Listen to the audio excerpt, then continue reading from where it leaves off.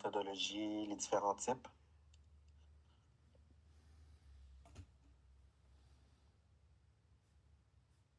Pas de mon côté, c'est assez clair. OK. Mais puisque tu as parlé, Lucie, qu'est-ce qu'on fait normalement les vendredis dans mon cours? On a Pas un les quiz.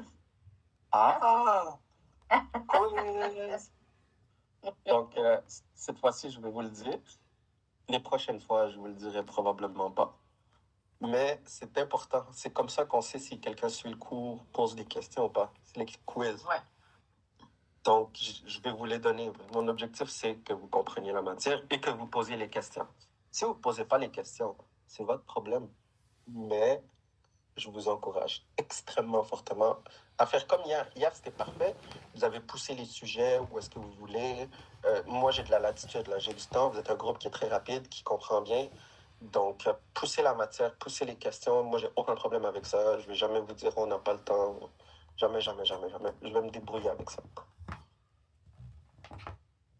Parfait. Donc, on va finir sur le cadre légal.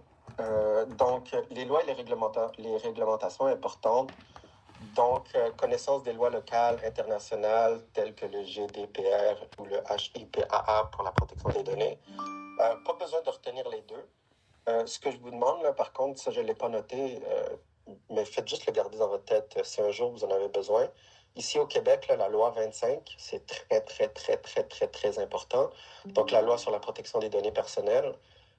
Une compagnie qui ne gère pas bien les données personnelles, je pense que vous l'avez vu juste hier.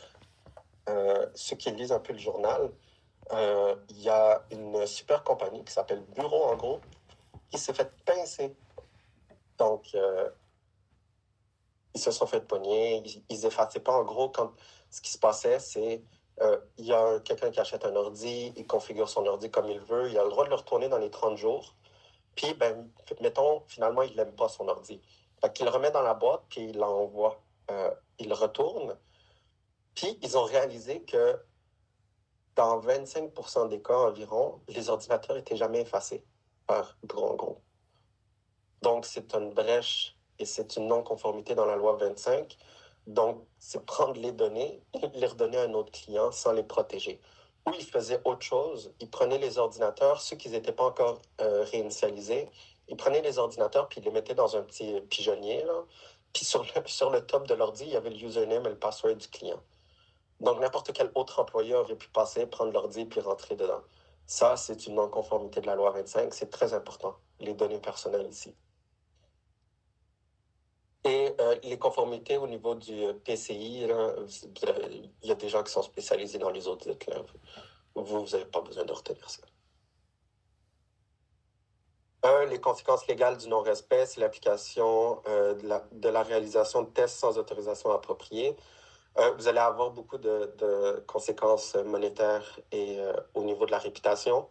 Là, c'est sûr qu'avec ce qui est sorti hier sur Bureau en gros, là, ils ont dû ouvrir une cellule de crise à l'interne. Là, je ne sais pas, là, mais c'est comme ça les procédures. Là, ils ouvrent une cellule de crise à l'interne pour gérer la réputation des clients. C'est un peu comme ça qu'on procède au Québec, prof. On attend que quelque chose arrive, puis après, on prend des mesures. Mais ça revient à ce que vous disiez hier aussi. Je pense qu'on est vraiment en retard partout, comparativement au reste du monde, au niveau de la sensibilisation sur la cybersécurité. Ouais, on est très, très, très en retard. Là. Je comprends pas pourquoi, mais bon, on est très en retard. Si vous regardez les lois françaises en France, là, c'est extrêmement... tout est encadré, en fait. Tout est bien géré. Mais ici, bof. C'est une bonne chose, il ne manquera pas de job dans le futur. Ah, non, ça, c'est sûr qu'ici, vous ne manquerez pas de job.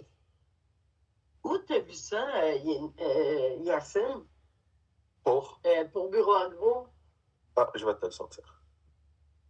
Parce que moi, je me demande pourquoi toi, tu l'as vu, moi, je ne l'ai pas vu. Je me demande tout le temps ça. Fait que je dois pas regarder à la bonne place. Attends, ça sera pas long. Je pense que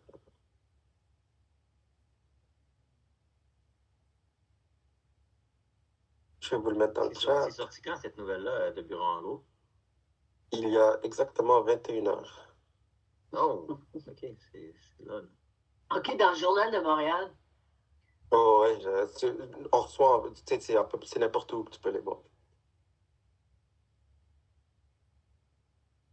OK. Merci. Pas de problème. Si jamais tu as des hints ou. Parce que, tu sais, moi, je suis abonnée à Connect IT, à Medium. Je vois bien des places, tu sais, comme News d'Apple. Tu sais, ça fait comme le retour sur toutes les nouvelles de la journée, mais je ne l'ai pas vu. Ouais. Puis. Medium, je l'adore beaucoup, là. C'est mon opinion personnelle. Mais vous savez, allez sur X ou Twitter pour les plus anciens. Là. Je vais vous donner les comptes à suivre. Là. Vous allez les recevoir littéralement à l'heure près. Là. OK. Super. Merci. Ouais. Puis ce qui est cool là, sur celui du Dark Web, c'est que souvent il y a des scanners. Ben, en fait, il y a des scanners. Puis eux, ils vont, exemple, capturer. Je vais donner un exemple. Le bureau en gros a été piraté par un groupe de ransomware.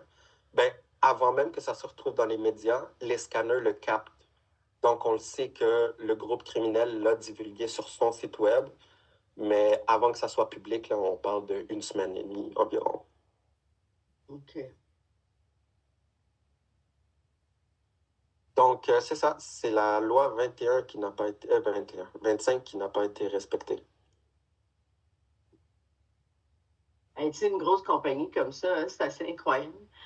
Oh, c'est pas pardonnable. Là. Une grosse compagnie comme ça se pardonne pas. Là. Tu sais, ça enlève la confiance. Là. Est-ce que vous allez encore acheter des choses ou en tout cas, c'est un peu... En tout cas, moi, je suis pas fan de ça. Et puis, en plus, ils promouvoient ça. Pas de problème, retour dans 30 jours si jamais. Ils promouvoient en magasin en plus, tu sais. Ouais, non, ça fait aucun sens. En tout cas, j'espère qu'ils vont se faire punir avec une grosse amende salée. Parfait, donc vous avez ici la loi canadienne, la loi de la protection québécoise et un autre lien ici là, pour vous montrer un peu les différences.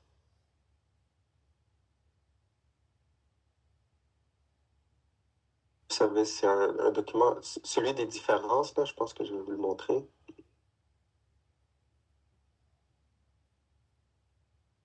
C'est un beau document, là. Ça a été fait, c'est une analyse dans le cadre de la réglementation québécoise et étrangère à l'égard du pourriel, hameçonnage et logiciel espion. C'est très, très cool. Beaucoup de lecture, mais c'est quand même le fun. Parfait. On va passer au deuxième document. Je vais vous le mettre en ligne, ça devrait pas être long. Publier. Parfait, c'est fait.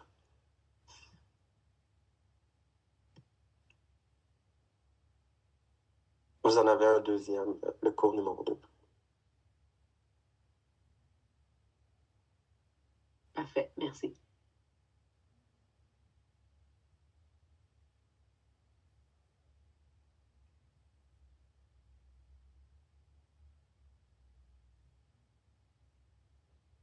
On pourrait mettre dans le module 1, ça, le cours numéro 2?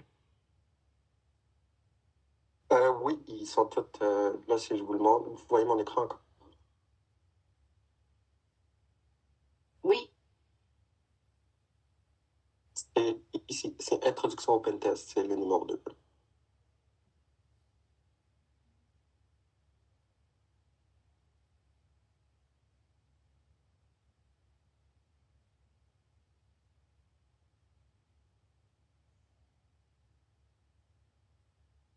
Super. Je vais juste grossir ça. Donc, aujourd'hui, là, on va voir d'autres définitions de terminologie. On va voir c'est quoi une vulnérabilité, c'est quoi une menace, un risque, une attaque et une intrusion. Les différentes méthodes de test d'intrusion, les approches, les différents types. Vous allez voir c'est quoi des black box, surtout ici. Après ça, on va voir les différentes météorialités versus les CTF, que vous connaissez peut-être, Capture the Flag, ou le Bug Bounty Hunting et versus le Pentest. Je vais vous montrer justement aujourd'hui les sites de Bug Bounty, comment on va chercher de l'argent, comment les compagnies nous demandent de faire des pentests sur leur infrastructure. et les différentes composantes essentielles du système informatique. Donc, comme vous le comprenez déjà, le système informatique d'une organisation contient un ensemble d'actifs qui est destiné à collecter, clarifier, stocker, gérer et diffuser des informations. Il y a deux types, les systèmes d'information d'entreprise et les systèmes d'information industriels. Industriels, là, c'est beaucoup plus protégé que les entreprises. L'industriel, c'est parce que souvent, ça va être des chaînes d'approvisionnement. Vous allez avoir comment on peut appeler ça, la production d'électricité. Fait que ça va être très compliqué, là, exemple, fermer une centrale nucléaire à distance. Les systèmes sont très sécurisés. Par contre, je vais vous montrer un documentaire qui va vous montrer comment ils ont déjà réussi à passer à travers un système d'information industriel. Donc, vous voyez ici les différents supports que vous avez et les actifs. Donc, qu'est-ce qu'une vulnérabilité?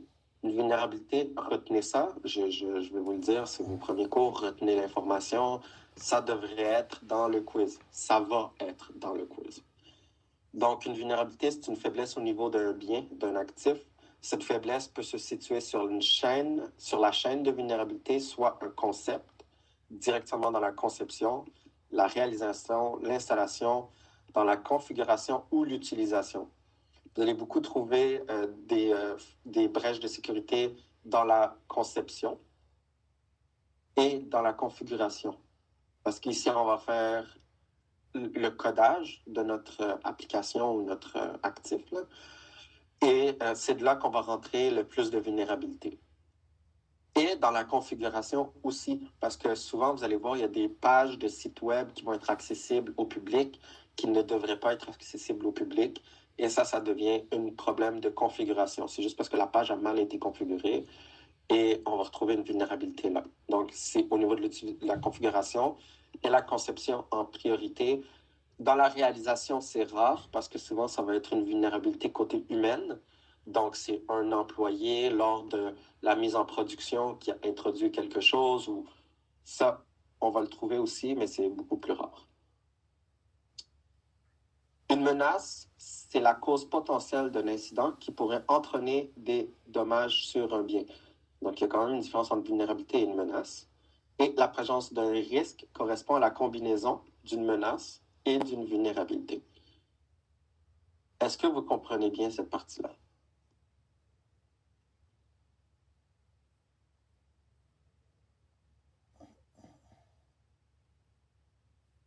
Oui, non? Oui, c'est assez clair. Oui, Oui, c'est merci. clair.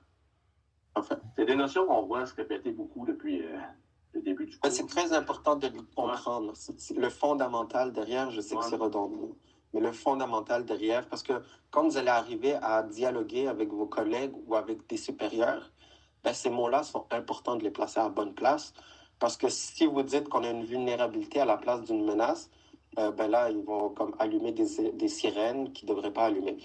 Je vais vous donner un exemple. Une vulnérabilité, là, ça va être, exemple, un XSS sur un site web. C'est théorique. C'est un XSS sur un site web à mauvais codage. Une menace, c'est un groupe criminel étranger. Donc, le Canada est pas en bonne relation avec la Russie. Donc, la Russie, les groupes criminels russes sont une menace potentielle pour notre organisation. Donc, une vulnérabilité, on va la posséder. Et la menace, ben, c'est quelque chose qui peut nous atteindre.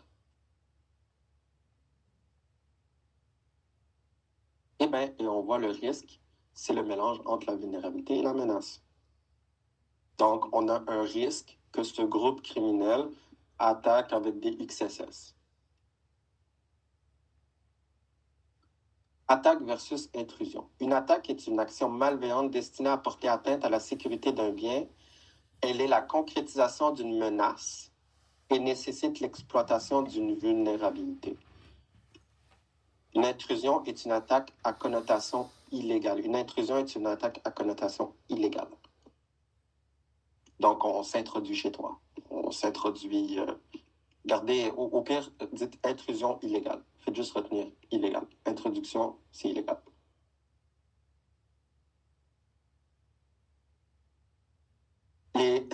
vulnérabilité versus les tests d'intrusion. Un test de vulnérabilité, on va faire souvent un balayage de vulnérabilité. C'est une activité de cybersécurité opérationnelle, donc qui a pour objectif de déceler des vulnérabilités connues sur des systèmes. Souvent, les vulnérabilités, comme je vous l'ai dit hier, là, ça va être géré par l'équipe de gestion des vulnérabilités. C'est une équipe qui n'est pas du tout une équipe de pentest. Ils ne savent pas faire d'attaque, ils ne savent pas concrétiser l'attaque. Par contre, ils la comprennent. Ils comprennent comment l'attaque peut être faite sur notre infrastructure. Par contre, ils ne sont pas capables de reproduire. Ils vont scanner, ils vont contextualiser, ils vont dire cette vulnérabilité a été détectée sur notre serveur critique, donc c'est important de la gérer. Point. Ils vont finir là. Ensuite de ça, ils vont prendre ça, ils vont l'envoyer à l'équipe de pentest, qu'elle va faire un test. Donc, le test d'intrusion est une activité de cybersécurité opérationnelle aussi qui a pour objectif de simuler une attaque par la découverte et l'exploitation de vulnérabilités, dans le but de vérifier les impacts réels des intrusions. Eux ne savent pas faire l'attaque, mais ils vont donner un rapport de ce qui est possible d'être fait sur l'infrastructure. Eux vont prendre le rapport et vont aller concrétiser l'impact. Donc, ils vont faire un test, ils vont dire, parfait, ben, même si on a cette vulnérabilité, on a essayé de toutes les façons de l'exploiter, mais nos systèmes de défense la bloquent. Donc, ça va diminuer la chaleur sur la vulnérabilité. Par contre, si on a une vulnérabilité qui est facile d'exploitation, je vais vous parler un peu des calculateurs d'exploitation. Si c'est facile, puis on n'a aucune méthode de défense, ben là, ça va devenir une P1, donc une priorité 1, donc à gérer et à patcher par l'équipe de vulnérabilité. Donc, eux vont s'occuper de gérer le patching aussi. Avez-vous des questions par rapport à ces concepts-là? Très important de voir les différenciations. Ouais. Ouais. Vous dites, tu dis qu'il y a deux équipes qui font un ou l'autre, là, mais Ouais. habituellement, ça dépend de la grosseur des compagnies ou c'est pas mal? Ça dépend de la grosseur des compagnies. Oui, tu as raison. OK. Ça dépend de la grosseur de la compagnie. Les compagnies qui sont matures, la différence, c'est qu'ils vont avoir une équipe. En fait, vous allez avoir 3 niveaux de compagnie. On va juste simplifier le maximum possible, mais on va mettre 3 niveaux de compagnie. Niveau 1, une petite PME qui n'a pas de ressources, qui n'a pas beaucoup d'argent. Eux vont ni avoir d'équipe de vulnérabilité, ni avoir des tests d'intrusion. Ils vont essayer de faire du mieux possible by design. By design, c'est quand ils vont faire leur solution, ils vont faire du mieux possible. Il va probablement avoir une attaque ou ils vont, avec le temps, payer une compagnie qu'elle va faire ce travail-là. Mais va le faire sur une période de 3 mois, puis c'est tout. Après ça, vous allez avoir une équipe qui, la compagnie numéro 2, qui va être aussi une PME ou une grande entreprise. Par contre, vous allez avoir une équipe de gestion des vulnérabilités uniquement. C'est une équipe qui va scanner l'infrastructure, qui va déceler les vulnérabilités, mais eux, leur problème, c'est qu'ils vont mettre toujours toute leur infrastructure à jour. Donc, ils n'auront pas de priorité. Ils découvrent, ils réparent. Ils découvrent, ils réparent. Ce qui engendre des coûts ou de la bris opérationnelle parce que des fois, il y a des updates qui ne sont pas nécessaires, mais si tu les fais, ça brise ton équipement. Bon. Et à la troisième catégorie qui sont les entreprises matures, que eux vont avoir les deux. Donc, c'est pas toujours que tu vas avoir un. Mais celui-là, l'intrusion, l'équipe de pentest, c'est seulement les équipes matures qui font ça. Parce que pensez-y bien, là. Une équipe de pentest, c'est juste de la perte d'argent. On fait juste payer des gens pour nous pirater constamment, mais ça rapporte aucun bénéfice, aucun profit, ça fait rien. Et juste pour vous dire, une équipe de pentester, ça ne gagne pas un salaire de 45 000 par année. Là. On est rendu à 120, 130 000 par année, puis tu en as 3 ou 4 dans ton équipe. C'est beaucoup Ça d'argent. rapporte peut-être pas Yacine, mais ça évite d'avoir des pertes et des méga amendes aussi, par contre. Exactement. Ouais. Ça, c'est vrai. Tu as complètement raison là-dessus. C'est ça qui fait la différenciation entre l'équipe du milieu et l'équipe de fin. L'équipe de fin, elle est mature. Donc, ils vont dépenser pour se protéger. Ils vont voir la valeur de cette protection. Tandis que les autres, ils ne voient pas la valeur. Ils voient juste une dépense d'argent. Mais c'est vrai aussi. Tu sais, en définition, par définition, une équipe de pentesters, c'est qu'une perte d'argent. C'est uniquement une perte d'argent. Mais oui, ça va te sauver plus tard. Et oui, tu vas te sauver énormément dans ta réputation, mais c'est pas un profit en soi. Oui, c'est... Fait que souvent, quand les compagnies veulent faire des tests, ils font en sous-traitance souvent ou genre ils engagent des compagnies pour En un certain temps, puis Ouais, une petite PME souvent va engager une équipe de pentesters, mettons, une fois ou 2 ans. Donc, ils vont faire un scan aujourd'hui, ils vont faire un pentest, ils vont te donner quoi réparer en priorité, ils vont te faire un beau petit rapport. Puis tu règles des choses, puis si tu les règles pas, c'est ton problème. Eux, ils viennent pas réparer chez toi. Ils viennent faire un test d'intrusion. Ils viennent briser ce qui a brisé. Ils te disent, ben, voilà le rapport, il faut réparer ça. Est-ce que tu sais comment le faire? Pas toujours. Des fois, c'est pas possible de mettre à jour. Mais ça reste à la responsabilité de l'entreprise. Ça répond-tu à ta question? Oui, très bien, merci. Super.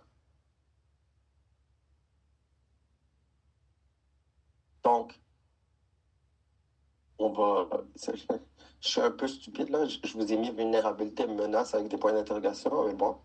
Donc, voilà, c'est quoi une vulnérabilité, une menace, blablabla. Donc, vous voyez, c'est une vulnérabilité. C'est des brèches dans notre système. Mais vous voyez, il n'y a aucune attaque entre. C'est juste des brèches. C'est ça une vulnérabilité. Après ça, vous allez avoir la menace. La menace, c'est stagiaire mal intentionné, comme je vais parler, du code malveillant ou des personnes extérieures malveillantes. Mais vous voyez, si vous n'avez pas de vulnérabilité, vous êtes protégé face à la menace. Mais la menace existera toujours. Une menace ne va jamais s'enlever. Vous pouvez enlever toutes vos vulnérabilités, ce qui n'est pas possible, mais vous pouvez toutes les gérer. Avoir un système super clean. Vous avez enlevé les vulnérabilités, mais jamais la menace. La menace sera toujours là.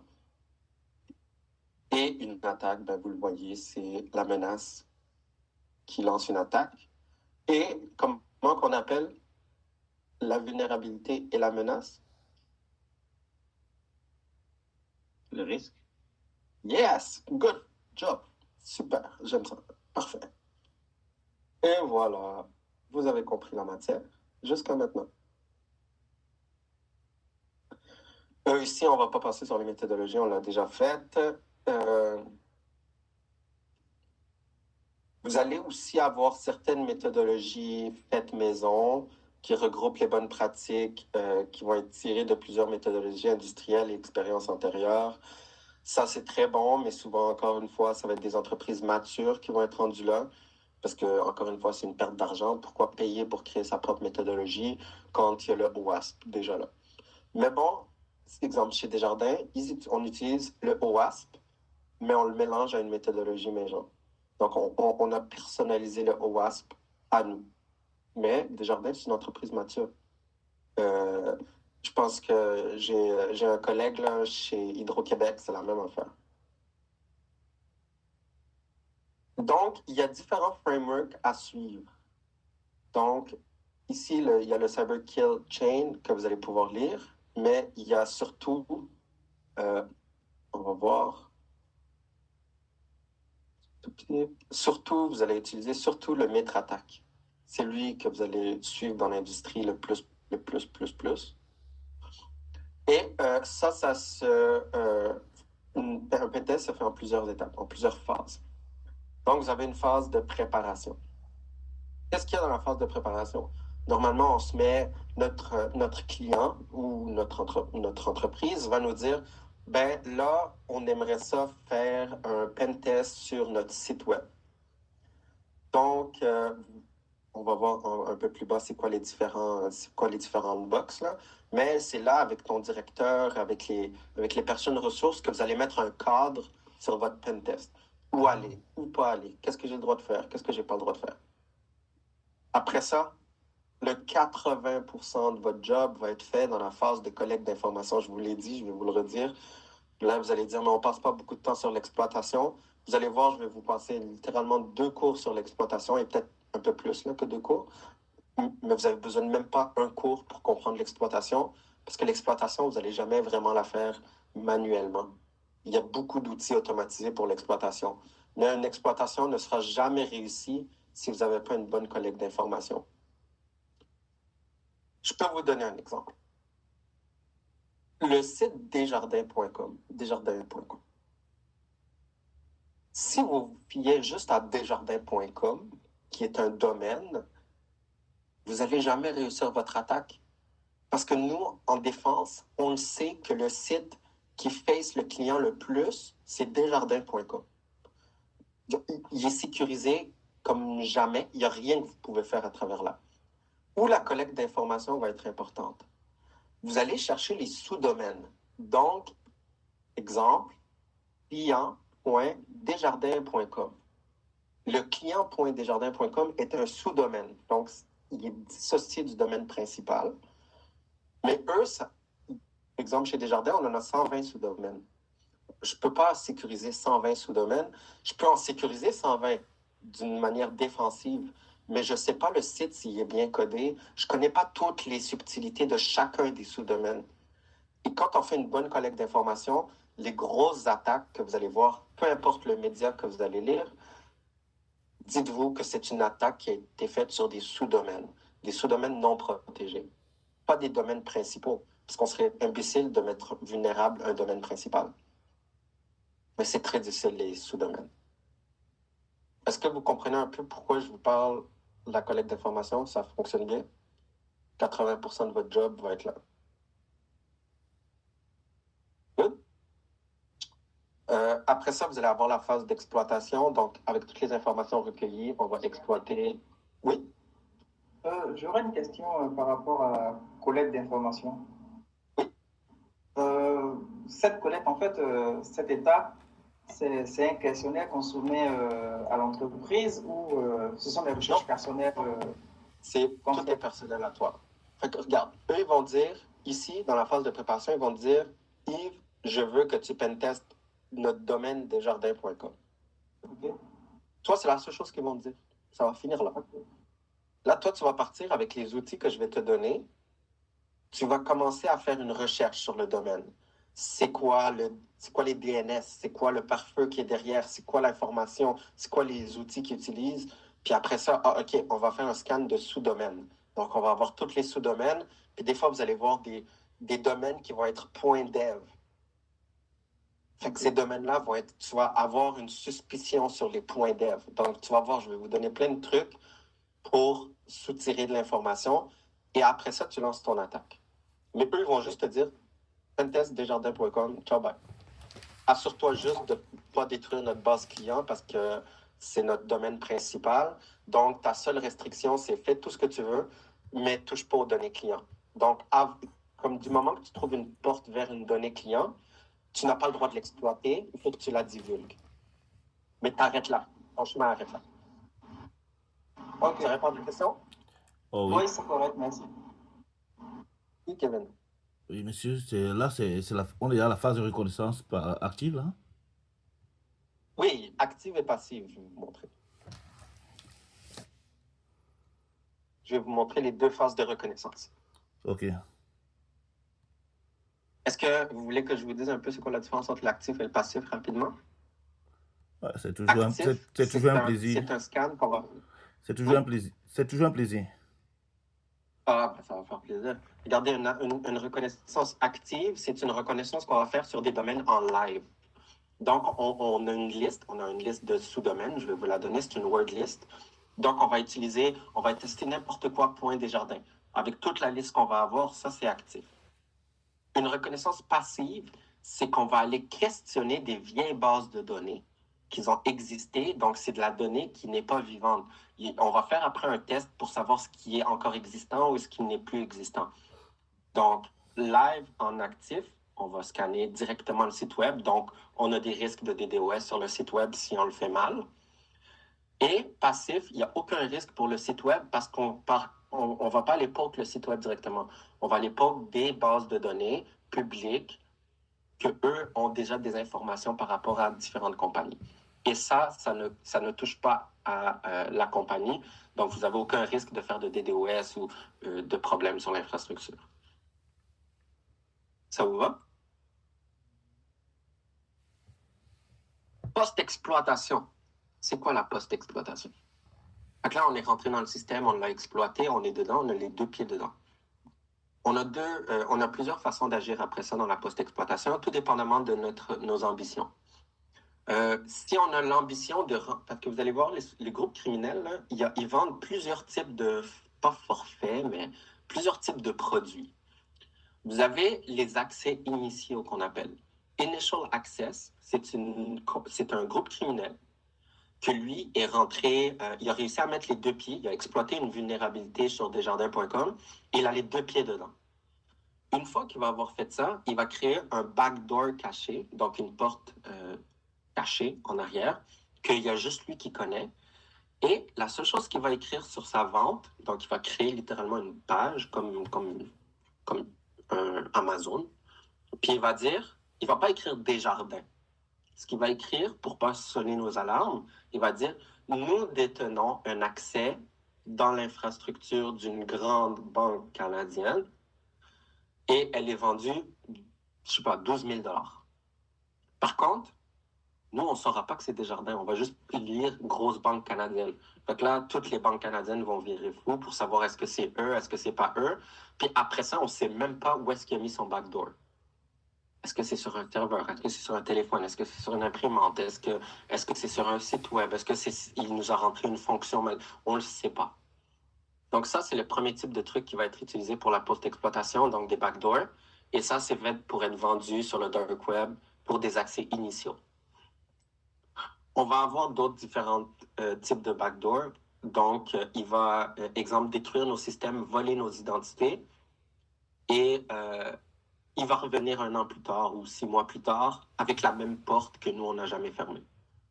Donc, la post-exploitation, c'est très important. Elle va servir, 1, à garder un pied à l'intérieur, 2, effacer les traces qu'on a faites, parce qu'une fois qu'on a exploité le système, on est à l'intérieur du réseau. Donc, si on réussit à aller dans les logs du serveur, donc on va rentrer, on va mettre le cyberattaquant va ouvrir les logs du serveur, il va effacer toute la partie où est-ce qu'il est rentré dedans. Donc, login success, l'adresse IP de où est-ce que c'est allé la communication. Il va prendre toute cette partie-là, il va l'effacer. Donc, l'autre façon de faire de la post-exploitation, c'est effacer les traces de notre intrusion. Donc, nous, en défense, quand on va venir voir les logs, on va sortir les logs de tous nos serveurs, puis on va avoir aucune trace d'intrusion. Vous allez sûrement entendre ça dans votre futur. On arrive, on sort les logs. On m'a montré à l'école comment lire les logs. Je sais comment lire les logs. Les logs, c'est facile à lire, c'est ma force, mais il n'y en a juste pas. Parce qu'il les a effacés. Tu fais quoi après? Gardez ça en tête. Ça va faire partie du cours de Pentest. Gardez ça en tête. Effacez les traces. Soyez plus réfléchis que les autres. Vos autres collègues vont dire, ben regardez, il n'y a pas de traces. C'est sûr qu'il n'est pas passé par là. Gardez un petit réflexe de dire, ça ne veut pas dire. Il a peut-être effacé ses traces. Puis là, tu vas faire partie du Shining Team. Donc, ils vont dire, ah, c'est vrai, tu as raison. Et après ça, la phase de clôture. Phase de clôture, c'est faire un recap de tout ce qu'on a fait, comme écrire un peu nos vulnérabilités qu'on a trouvées, comment on les a exploitées, on donne des hypothèses de solutions pour les réparer, mais c'est pas nous qu'on répare rien. On le donne à une autre équipe qui, elle, va faire la réparation. Avez-vous des questions sur la post-exploitation, qui est une étape aussi très importante? Mais est-ce que juste comme phase de post-exploitation, mettons des backdoors, puis effacer ses traces? Ben, il y a plusieurs types de post-exploitation aussi. Il y a des mouvements latéraux qu'on appelle. Je ne veux pas trop vous en dire tout de suite pour ne pas vous mélanger pour le quiz, mais on va avoir des mouvements latéraux. Donc, on a exploité la vulnérabilité, on est rentré sur un serveur. Après ça, on va retourner à la phase de collecte d'informations pour scanner notre réseau. Donc, on va utiliser Nmap pour savoir c'est quoi qui est connecté à ce serveur-là. Donc, on va retourner ici. On va faire notre truc, mais c'est ça, c'est le mouvement latéral qu'on appelle. OK. Parfait. Donc, on va bouger sur un système qui est connecté à cette machine-là. Oui, vas-y, Raphaël. Euh, mais on va dire que tu fais un pen test, puis de l'accès root, for some reason, à plusieurs serveurs, incluant le firewall ou le CM, comme un Splunk, par exemple. Tu pourrais pas juste spoof les logs, puis à place de les effacer pour donner une trace, littéralement juste les edit, comme ça, Oui, on pourrait absolument oui, voir. oui. Tu peux les éditer, mais ton but, c'est de faire comme si rien n'était. Fait que, efface pas trop et enlève-leur pas les accès. Ça serait simple, là. On change les usernames, on change Splunk, blablabla. Ouais. C'est sûr que ça va nous envoyer des alarmes, là. C'est sûr qu'on va le savoir. Le but, c'est d'être le plus discret possible. En tant que Blue Team, comment est-ce que tu peux, si la Red Team a l'accès à modifier les logs de tous tes systèmes, comment tu es supposé even savoir qu'ils sont là? C'est ça l'objectif, c'est ça une attaque réelle. C'est ça, c'est l'objectif. Fait que là, le but, ils ont effacé les logs, on ne sait pas par où ils sont rentrés. Mais ils n'ont jamais vraiment tout effacé derrière eux. C'est impossible de tout effacer. C'est sûr qu'ils ont passé, par exemple, un port qui a envoyé sur une switch un log quelque part. Ouais. OK. Mais c'est impossible qu'ils ne connaissent pas notre infrastructure non plus de fond en comble. Donc, ils vont effacer le gros de la job, mais on va toujours trouver une trace à quelque part. OK, puis par exemple, pour une switch, j'imagine qu'il y a des logs qui sont read-only. Non.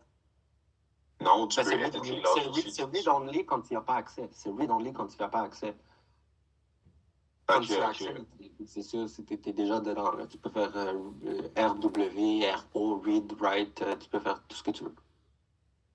OK, so il n'y a pas un système que même les administrateurs ne pourraient pas effacer les logs. C'est vraiment tout... Tout est stable. D'accord, c'est bon, merci. Parfait. Là, on va avoir deux types d'approches, donc les tests d'intrusion interne et externe. Donc, l'interne, c'est tous les actifs se trouvant dans le réseau interne de l'organisation, donc le LAN. Par exemple, les caméras, postes, clients, serveurs, nanana. Ça, il faut juste, là, aujourd'hui, on va juste essayer de faire un petit bémol. Là. Dans le temps, là, on utilisait des VHS. Hein. Aujourd'hui, c'est toutes des caméras connectées sur le cloud. Donc, c'est plus nécessairement de l'interne. Ça peut être à l'externe aussi. Et le pentester se met dans la peau d'un collaborateur malveillant. Donc, dans la peau d'un employé malveillant. Et le test d'intrusion externe, il cible les actifs d'une organisation qui sont visibles sur l'Internet, par exemple les sites, les pare-feux, les routeurs, tout ce qui est web-facing qu'on appelle. Si vous voulez retenir un mot là, que vous allez beaucoup utiliser, web-facing. Donc, qu'est-ce qui est face au web? Le pentester se met dans la peau de quelqu'un malveillant placé sur Internet. Souvent, on va commencer, comme je l'ai dit tantôt, là, le mouvement latéral, vous allez passer d'un test d'intrusion externe à un test d'intrusion interne, mais oubliez le collaborateur malveillant, là, mais vous allez tomber sur un test d'intrusion interne. Donc, vous allez faire un scan ici à l'externe, connaître les sites web, connaître les serveurs. Une fois que vous avez accès à un réseau ou un serveur, vous allez pouvoir passer un test d'intrusion à l'interne, donc un scan de tous les périmètres qui sont connectés. Donc, à partir de là, on pourra faire du mouvement latéral. Donc, bouger d'un serveur à un téléphone à une imprimante, ou vice-versa, peu importe. Ça vous va? Pas de questions là-dessus? Non. Parfait. Là, on va parler des super box. Vous allez avoir 3 différentes box. Black box, white box, gray box. Black box, c'est elle la plus cool. Donc, le test d'intrusion black box est réalisé sans information préalable sur les systèmes à tester. L'objectif est de simuler une méthode d'attaque d'un pirate informatique de manière aussi réaliste que possible. Le pentester essaie d'abord de découvrir par lui-même les informations de l'organisation, lui divulguant dans un test de pénétration white box. Donc, black box, tu pars ton pentest, tu as 0 information. Tu connais juste ton entreprise. Desjardins. Ouais.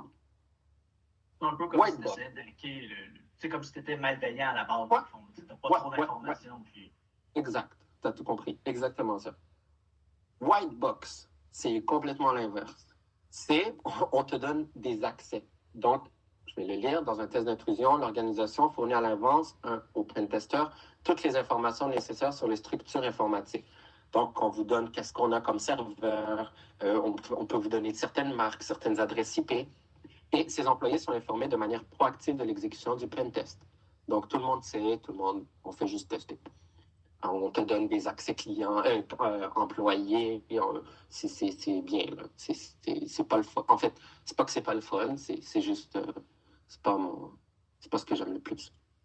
Et Gray, c'est entre les deux. Donc, c'est une variante qui représente un scénario de piratage particulièrement authentique. Le pentester ne reçoit que des informations fragmentaires sur les systèmes informatiques du client, et enquête lui-même pour trouver les données manquantes.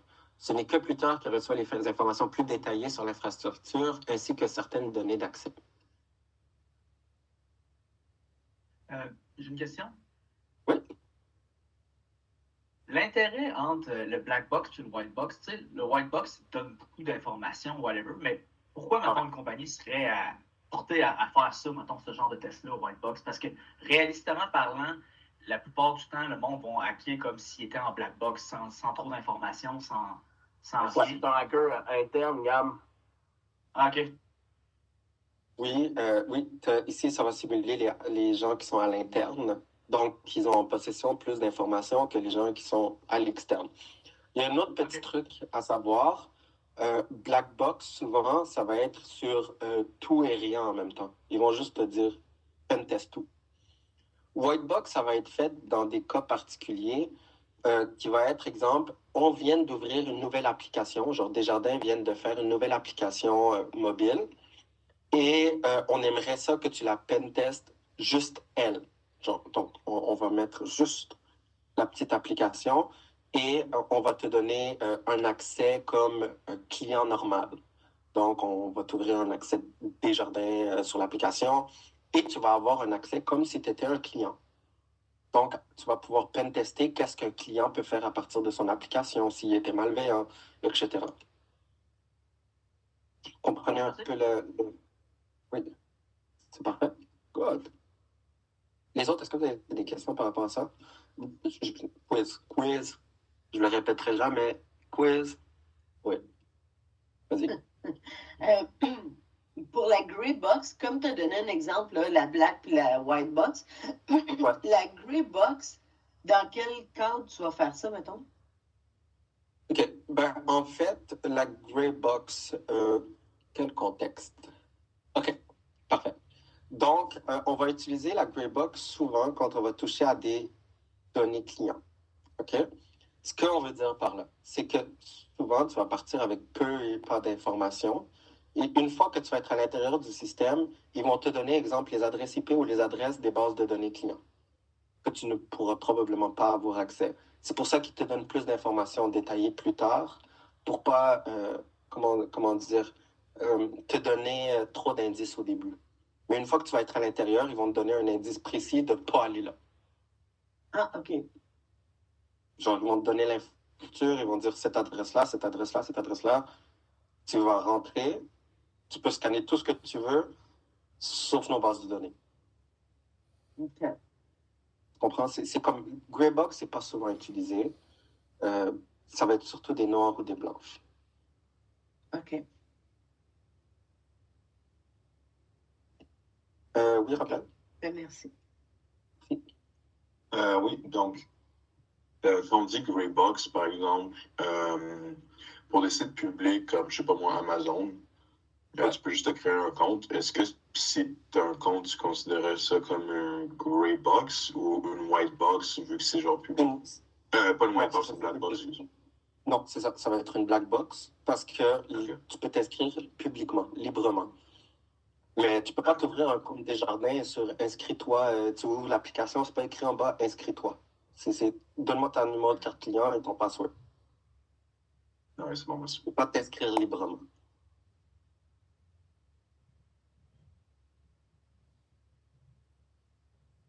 Donc, c'est ça. Est-ce qu'on va passer là-dessus? Oh non, c'est pas nécessaire. C'est pas nécessaire. On va passer sur qu'est-ce qui est cool. Puis la question, je ne sais pas qui m'a posé cette question, mais où est-ce qu'on peut voir les compagnies qu'on peut pirater? Ça s'en vient sur cette diapositive. Donc, vous avez des CTF. CTF, je vais vous en donner beaucoup cette session. Je vais vous faire des CTF, donc des captures de flag. Et vous allez avoir aussi un pen test complet. On ne va pas faire de bug bounty, vous allez pouvoir le faire chez vous tout seul. Mais bon, on va voir quand même comment ça fonctionne. Mais je vais vous donner des pen tests, donc un serveur à pirater, et des CTF qui sont plus guidés. Donc, un CTF, c'est résoudre des défis de sécurité pour acquérir des compétences. Donc, vous allez CTF, là, vous ne pouvez pas briser un CTF, là, vous pouvez faire toutes les commandes que vous voulez. C'est fait pour ça, donc vous n'allez pas le briser. Le périmètre, c'est spécifique, donc c'est ciblé, comme je l'ai dit, mais mais factice dans les composantes. Donc, vous pouvez faire ce que vous voulez, c'est pas un vrai système. Vous pouvez faire ça individuel ou en équipe, 4 max, on oublie 4 max. Durer quelques heures à quelques jours. C'est une approche basée sur des énigmes. Donc, on va vous aider. Je vais vous donner un énoncé au début pour vous guider. Vous avez des récompenses au classement et les résultats, c'est un write-up. Donc, comment j'ai fait? Vous avez ici des liens, mais moi, je ne veux pas utiliser ces trois-là. Je vais vous en donner un qui est pas ça. Pour la simple et bonne raison que j'ai déjà été un étudiant, moi aussi, et il y a beaucoup d'étudiants qui aiment tourner les coins ronds. Sur RootMe, c'est la plateforme la plus populaire. Vous allez trouver toutes les réponses sur Internet des gens qui l'ont fait. TryHackMe aussi et HackTheBox aussi. HackTheBox, c'est trop enfantin. C'est trop guidé pour ce que j'aimerais vous faire faire. Et RootMe et TryHackMe, c'est trop populaire. Fait que vous risquez de trouver les réponses. Donc, je vais vous enlever les réponses et le côté enfantin. On va passer directement au pen test. Donc, identifier et exploiter des vulnérabilités pour assurer la mise en conformité. Le périmètre est très large et pour une entreprise de maturité moyenne à élevé, c'est beaucoup plus élevé que moyen. Un pen test, c'est en équipe, des dizaines. C'est pas nécessairement des dizaines, là, ça peut être 2, 3, ça dépend de votre équipe. C'est plus quelques semaines à quelques mois, versus ici, c'est quelques heures à quelques jours. Ici, c'est une approche basée sur l'utilisation des standards Black, Gray et White Box. Rémunéré au service, donc un salaire. Vous avez un rapport et ici, différents liens pour vous guider. Et passons au plus cool, le Bug Bounty Hunting. Donc, identifier et exploiter des vulnérabilités web ou mobiles pour améliorer la posture de sécurité. Donc, le périmètre, c'est variable, vous allez voir. Et ici, ce que vous allez voir, là, c'est des compagnies qui sont très matures. Pour aller là, pour rentrer dans un bug bounty hunting, il faut avoir une très grande maturité parce que ce n'est pas des petites vulnérabilités. Oui, vous risquez de trouver des petites vulnérabilités, là, c'est sûr qu'on peut en perdre. Mais souvent, ça va être des trucs un peu plus crunchy que vous allez trouver. La taille de l'équipe, c'est comme vous voulez. Ça, c'est en continu. Et c'est une approche basée sur Black Box uniquement. Vous êtes rémunéré à la découverte et vous soumettez un POC. POC, c'est Proof of Concept. Donc, vous montrez comment vous avez acquis. Je vais vous montrer Bugcrowd. Donc, Bugcrowd, ici, vous pouvez tous aller vous loguer si vous voulez. Créer un compte.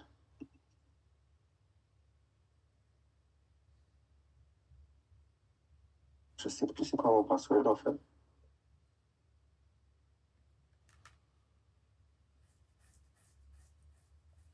Non, ça ne devrait pas être.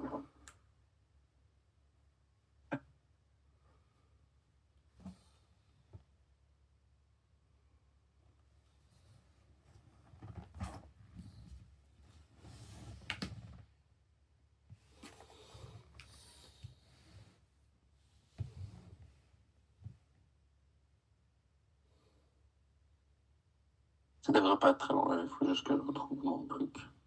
Bug Crowd, c'est pour faire du pen test ou du bug bounty? Du bug bounty. Ouais, tout ce que je vais vous montrer à partir de maintenant, c'est que du bug bounty. Je vais vous montrer combien ils payent, c'est quoi, comment ça fonctionne. Si je me log. Ouais, il y a plusieurs histoires sur la chaîne YouTube avec Jack Reacher, là, que, des black hats sont virés white hat, puis ils font des bug bounty, puis ils reçoivent des prix, puis... Ouais, exact. Ouais, là, je reçois pas mon password. Des gentils. Sur Medium C'est aussi, bien.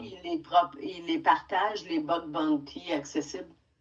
Ouais, sinon, je vais aller sur HackerOne, que lui, je sais que je suis capable de me connecter. Je fais des gros bug bounty contest, là, et des bons prix quand même, là. Oui, vous allez voir. Il y en a qui font ça presque à temps plein, dans le fond. Non, j'ai jamais setup de double authentification ici. Donc, je sais pas, il atterrit où.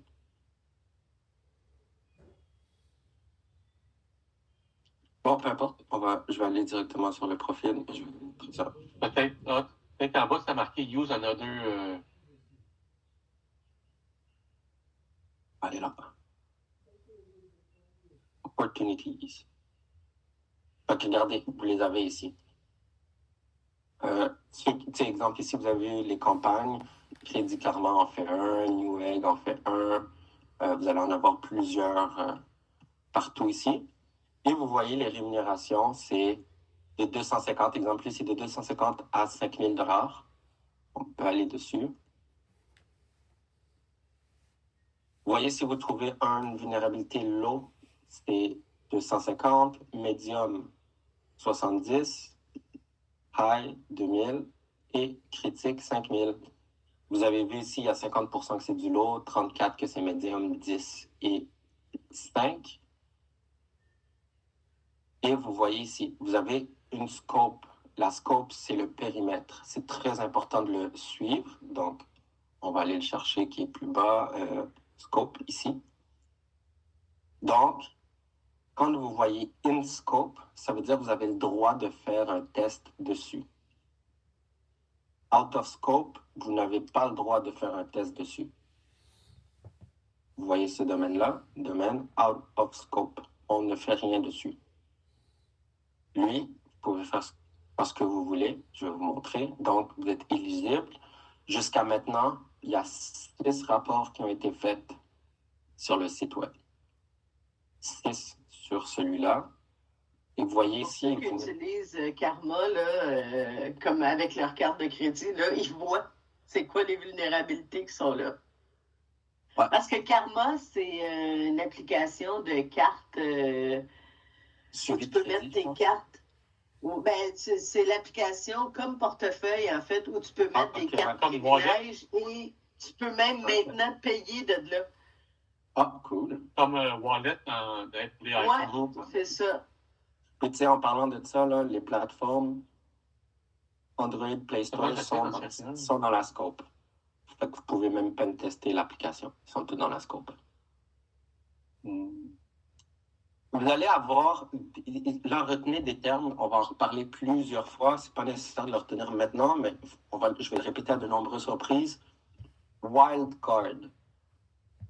C'est ça que je vous ai parlé tantôt. Donc, le domaine, creditkarma.ca, que vous voyez un peu plus haut, ça, c'était le domaine principal. Et vous mettez un petit étoile ici, que ça, on appelle la wildcard. Ça veut dire que vous pouvez tester tout ce que vous voulez, .creditkarma.com. Vous allez voir, c'est très important de retenir le wildcard parce qu'on va faire beaucoup de tests sur des n'importe quoi, le domaine que je vais vous donner, .com. C'est là que vous allez trouver le plus de vulnérabilité. Regardez, combien de vulnérabilité pour... excusez. Oui, quand tu cliques, oui. Un temps que tu cliques pour trouver un bug, as-tu un temps limité pour trouver les bugs ou Non. La campagne, elle est là depuis très longtemps. Fait que tu peux prendre, mettons, j'essaie pour trouver un bug, tu peux prendre quelques heures, puis Ouais, y a pas de stress. Tu peux prendre des jours si tu veux, tu peux prendre des mois. des Y a jours, pas ça, de stress. c'est pas pressé. Y a pas... OK. Non. Avec eux, t'es pas pressé, vraiment pas. Regardez ici. Qu'est-ce que je vous ai dit tantôt? Vous avez combien, puis j'ai pas modifié ce tableau-là, c'est un tableau réel. Creditkarma.com, qui est le domaine principal, vous avez combien de failles qui ont été trouvées?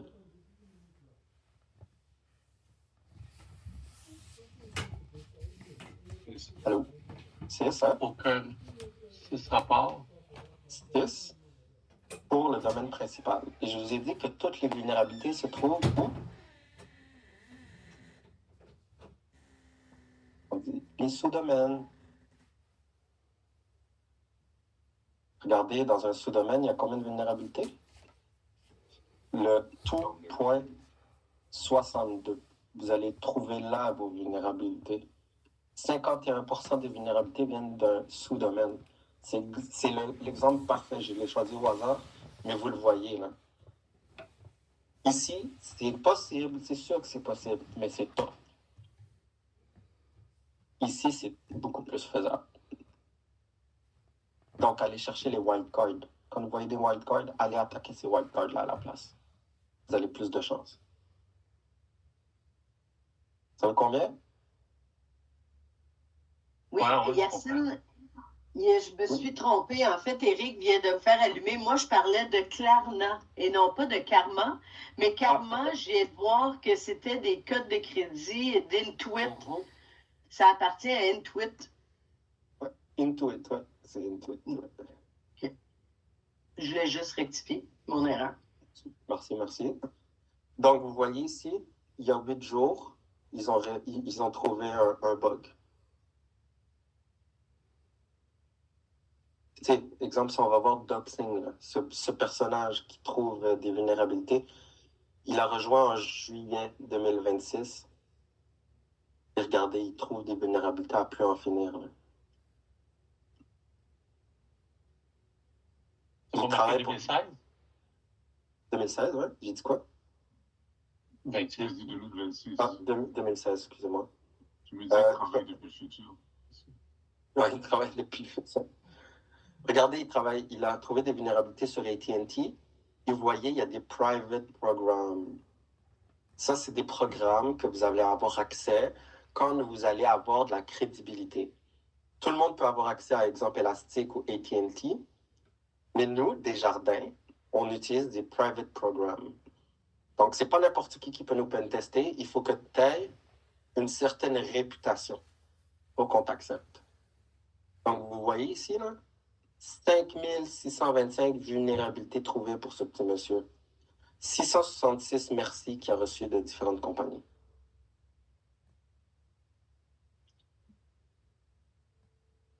Les gros chiffres sur comme les fractions, c'est lui qui a trouvé les vulnérabilités sur le nombre total par compagnie? Ouais. Ou... OK, wow. Le gars, il a combien? Ouais, c'est un monstre. Avec l'intelligence artificielle qui s'en vient, est-ce qu'on peut l'utiliser? Il y en a qui vont l'utiliser de plus en plus pour checker les bugs?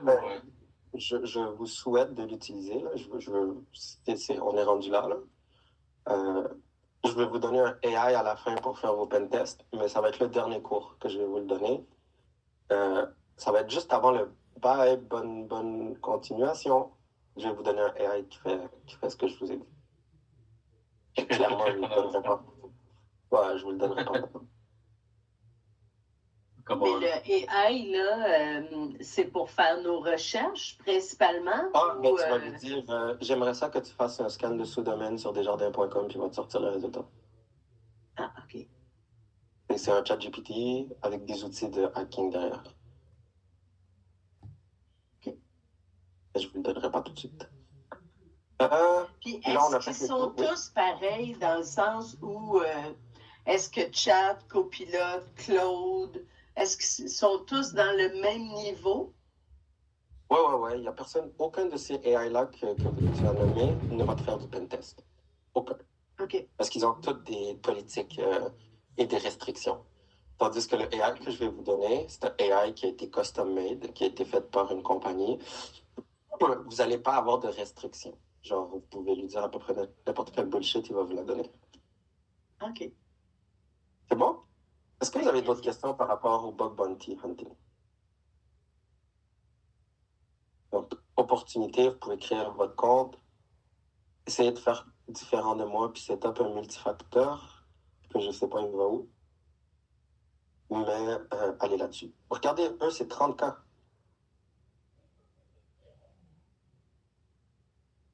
Un critique, c'est entre 6 000 et 30 000. Je me dis qu'il y a du monde qui doivent se faire ça comme carrière. Genre. C'est ça leur but. Là. Ça peut être payant Merci. quand même. Merci beaucoup d'être arrivé là. Je vais te montrer notre super... je vais essayer de le trouver, là. RAM sexy. Attendez. Bug. Je vais écrire BBH.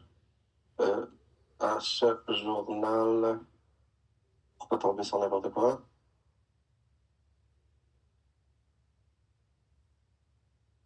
Je sais pas si comment je vais le retrouver là.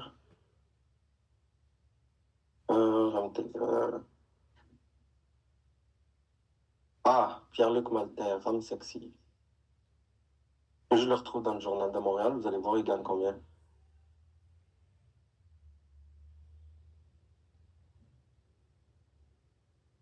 En fait, je vais vous le montrer directement. C'est Pierre-Luc Maltais. Son username, c'est Ram Sexy. Juste pour vous dire. Il fait que du bug bounty. Mais je vais essayer de le retrouver. Je dois le retrouver. Je vais essayer par Pierre-Luc Maltais.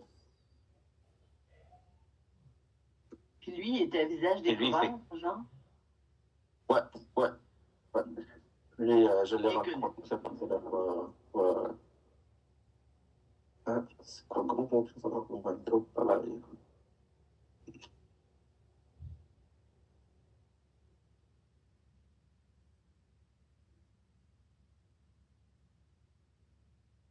Voilà.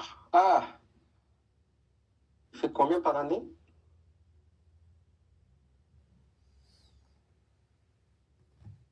Vous êtes capable de voir? Avec les bug bounty. Nice. Pierre-Luc Maltais, 30 ans. Gagne un salaire de 150 000 par année en travaillant à temps partiel.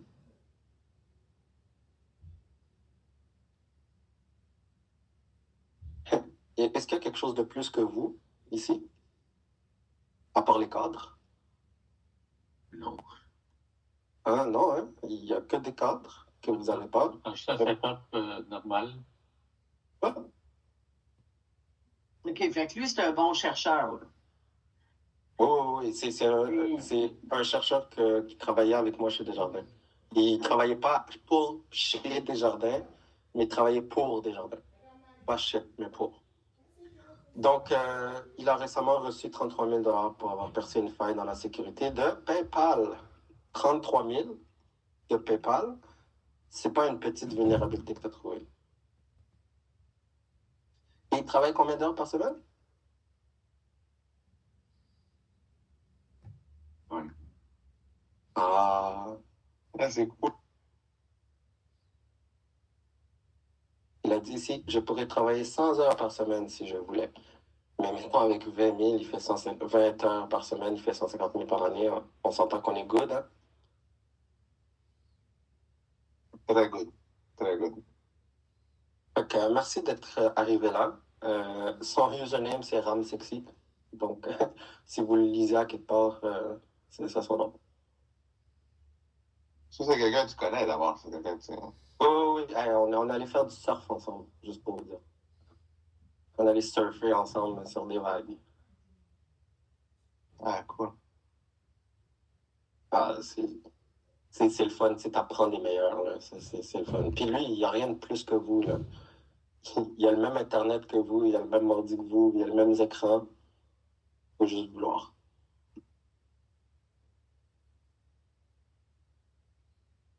Oui, puis penser out the box. Ouais. Pardon? J'ai dit oui, et penser out of the box. Ça, c'est la meilleure chose que tu pouvais dire. think outside of the box.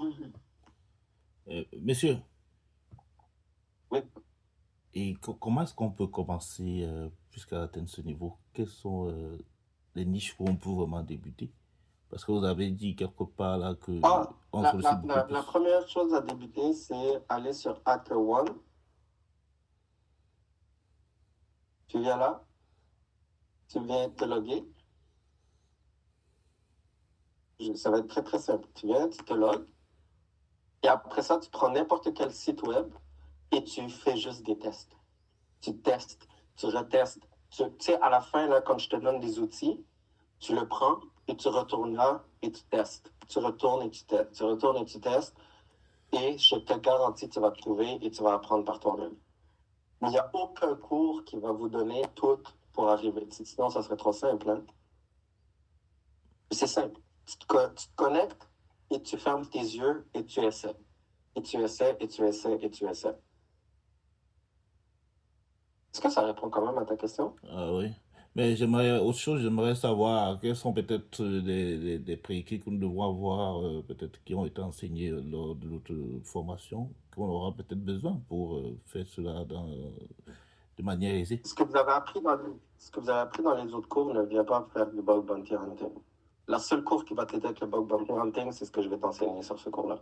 Ah ok. Merci. Les autres cours que vous avez vécus jusqu'à maintenant, là, c'est beaucoup de blabla et beaucoup de comprendre comment les infrastructures sont faites. C'est beaucoup de théorie. La grosse pratique, vous allez la faire avec moi. Ok. C'est là que tu vas apprendre. Merci. Il n'y a pas de problème.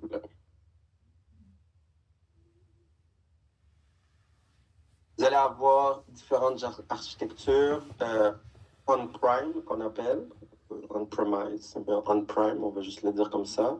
C'est sur site, vous avez hybride et le cloud. On-prime, ceux qui ont eu mon cours, c'est pas quelque chose qui est très utilisé ou très répandu. Souvent, on va aller vers le cloud ou l'hybride.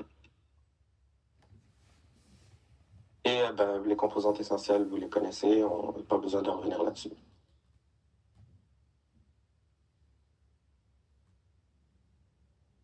Parfait. Est-ce que je vous dis ça? Est-ce que je vous dis pas ça? Ok, je vais juste vous faire une petite parenthèse là, sur l'image que vous voyez, que ce soit ici ou ici. Là. Les infrastructures que vous allez trouver dans les grosses compagnies, surtout dans les bug bounty, ce ne sera pas Internet vers le firewall. Ça va être Internet vers un reverse proxy et après un firewall. Donc, il y a un reverse proxy ici. Ce que ça fait un reverse proxy, c'est que ça change l'adresse IP originale de votre infrastructure. Donc, quand on va faire, exemple, une attaque, on va arriver sur l'adresse IP du reverse proxy et lui va résoudre ça vers le firewall qui est la vraie. Mais on divulgue jusqu'à temps que je vous fasse le premier cours plus pratique. Là. Si vous ne faites pas une bonne reconnaissance, vous allez partir sur des mauvaises bases parce que vous partez sur la mauvaise adresse IP. D'accord? Je vais vous montrer comment on va distinguer la vraie adresse IP d'une fausse adresse IP. Juste, pas besoin de retenir ça tout de suite, là, juste pour vous faire une correction sur cette image-là. Il y a autre chose entre le firewall. Vous n'êtes pas de direction de firewall.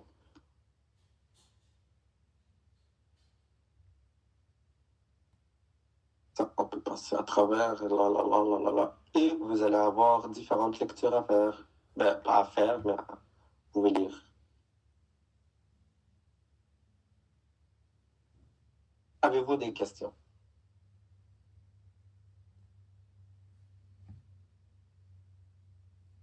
Yes, no, Toaster?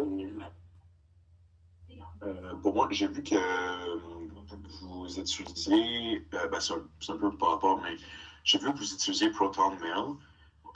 Yes. Je me demandais parce que j'étais en train, je veux dire, je pense pas que ça va être autant sécurisé ou quoi que ce soit. Mais je me demandais, est-ce que vous, personnellement, vous utilisez juste Proton Mail comme vous évitez Gmail? Parce que je suis en train d'essayer de faire un mail server. Mm-hmm. Mais je sais pas si même vous pensez que c'est trop risqué par sécurité. Ouais. Check ça. Tu vas avoir, moi, j'ai des adresses Gmail, Hotmail et ProtonMail. Je n'utiliserai pas mes adresses Gmail ni ProtonMail dans aucune de mes adresses, Gmail ou Hotmail dans aucune des inscriptions que je vais faire. Je vais toujours utiliser ProtonMail. Pour la simple et bonne raison, juste, je vais vous dire, c'est un gros disclaimer, je vais être honnête avec vous. Une erreur est si vite arrivée. Tu peux faire une erreur. Arrange-toi qu'ils ne te retracent pas. C'est pas mal intentionné. Puis, tu sais, ils vont arriver, ils vont cogner à ta porte, ils vont dire qu'est-ce que tu as fait. Tu vas dire, ben, je suis pas mal intentionné, j'essaie de faire un bug bounty, mais ça va t'empêcher d'arriver à te justifier. Même si tu n'as rien fait de méchant. Juste évite de te justifier, puis évite de faire des conneries, mais une connerie peut être vite arrivée sans le vouloir. Puis, mettons, tu vas essayer de faire attention à ça. La question. Puis, est-ce que vous payez pour le plus? Non, absolument pas. Je l'utilise même, tu sais, je l'utilise juste pour recevoir des spams, des trucs de hacking, là. Ou pour divulguer. Tu sais, attends, je peux-tu te montrer mon ProtonMail? Moi, Yacine, j'en ai un ProtonMail aussi, mais je me disais, ils doivent quand même savoir que c'est toi, même si c'est chiffré. Ils doivent sûrement avoir une façon de te retrouver parmi cette adresse-là quand même, non? OK. Non, à partir de l'adresse, tu peux absolument rien faire. ProtonMail, c'est un no-log, là. Tu peux rien, ils peuvent rien sortir de ProtonMail. Absolument rien. OK. Mais si je réponds à ta question différemment, ils peuvent te retracer sous différentes formes parce que tu vas laisser d'autres traces. Par exemple, tu oublies de mettre ton VPN. Tu sais, je vais vous montrer à faire un vrai VPN. Les VPN que vous utilisez, mettons, vous avez un problème de connexion. OK? Votre connexion, elle coupe et elle revient. OK? Ce que ça fait, en réalité, et que vous ne voyez pas, que ça se fait très vite, vous allez vous reconnecter. La première connexion que vous allez refaire quand l'Internet va revenir va être loguée sur votre vraie adresse IP avant que le VPN reprenne le relais. Donc, il y a un petit bug avec les VPN que vous allez rentrer votre vraie adresse avant de rentrer celle du VPN. Ceci étant dit, on a des manières de setup les VPN que je vais vous montrer. Ça s'appelle des kill switch. Donc, un kill switch, ça veut dire ton Internet, elle coupe. Et quand elle va revenir, tu n'auras aucun accès à Internet encore jusqu'à temps que le VPN prenne le lead. Fait qu'elle ne sait pas de naviguer sur Internet, ça ne fonctionnera pas jusqu'à temps que ton VPN rentre. Ça s'appelle un kill switch. OK, merci. Ça va? Fait que Proton, c'est vraiment sécuritaire. Ouais. Il n'y a rien que tu peux faire avec ça.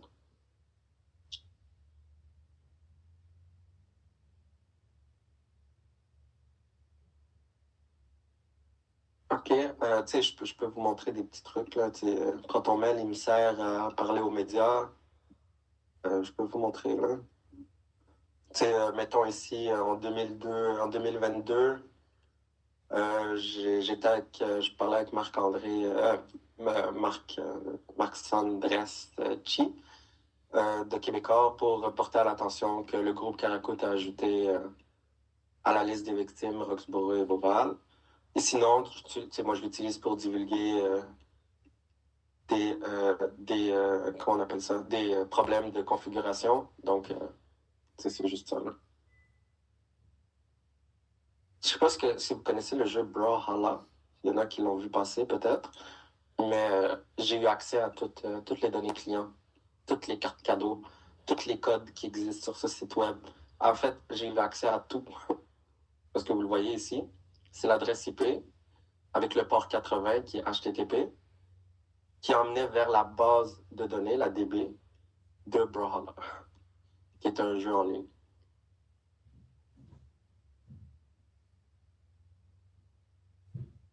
Ça sert à ça.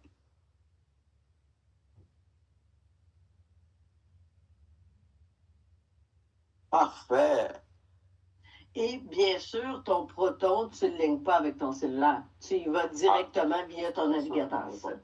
Oui, absolument pas. OK.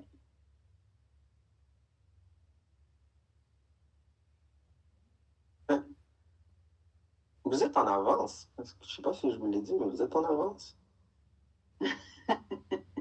On passe au cours numéro 4. Ouais, shoot. Yes. On passe au cours numéro 4. Qui est, je pense que ça va finir ça et vous allez avoir un travail après pour finir le cours.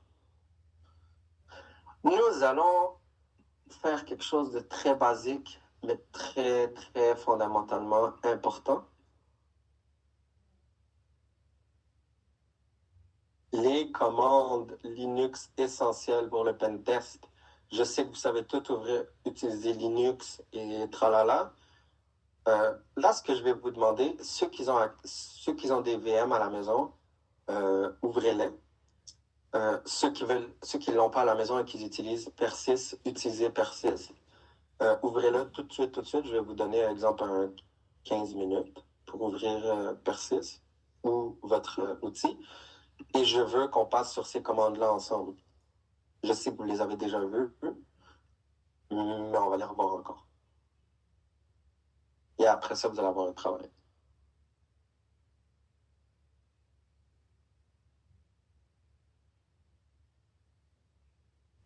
D'accord? Je vous laisse en 15 minutes. Yes. Enfin, I45, tout le monde a sa machine, tout le monde est prêt à pitonner. Genre une machine Kali. Ouais, Kali ou Linux, comme vous voulez. Kali ou Linux ou Persys.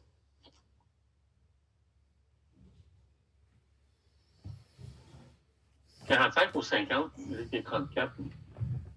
Ah, 45, ça va être 45. Yeah.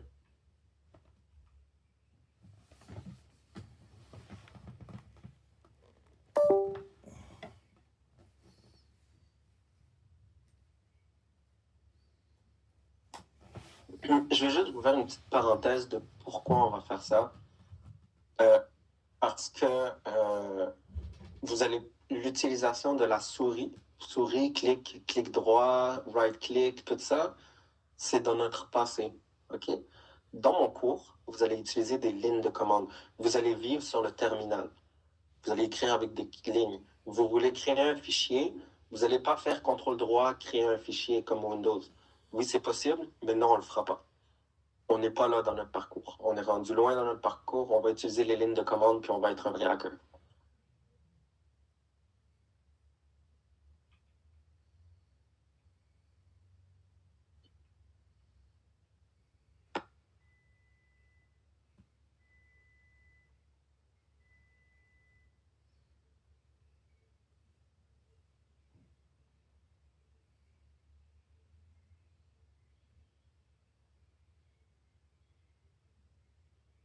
Je reviens, donnez-moi quelques minutes.